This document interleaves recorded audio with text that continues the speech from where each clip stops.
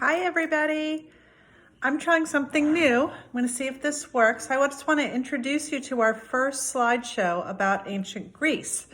I love ancient Greece. I think you're going to really enjoy what we're doing. So we're going to start out by talking about geography.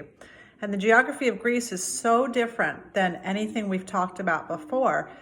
The big difference is that the other civilizations we've talked about, like Mesopotamia, Egypt, China, India, all had big rivers like the Tigris and Euphrates and the Nile and the Indus and the Ganges and the Yellow River and the Yangtze River.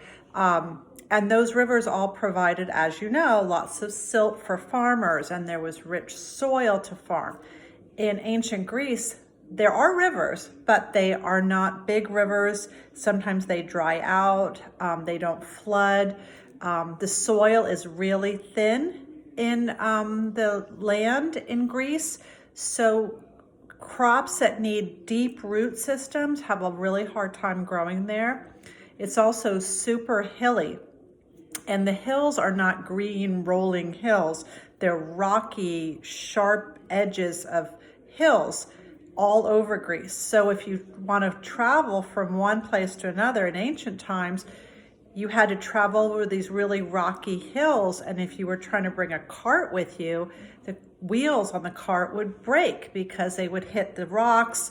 There also weren't there still isn't much big flat grasslands, so big animals like cows that need lots of big grassland to graze on, it's hard for them to live there because they don't have any place to spread out and graze.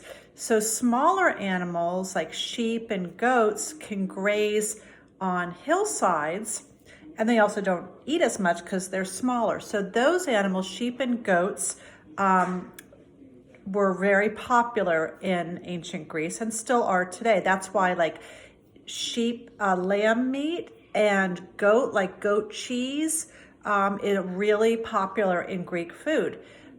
Other crops that needed deep root systems didn't grow well, but they discovered that two crops that did really, really well were grapes and olives. And grapes and olives are awesome because they can survive in a dry climate, which is what Greece is like, and they don't need deep root systems. And there's also so much you can do with them. Olives, you can eat olives, you can press them to make olive oil, which you can also eat, but also olive oil can be used for fuel, for lamps, and you can use it to make really nice soap. So those are just some products that can be made from olives.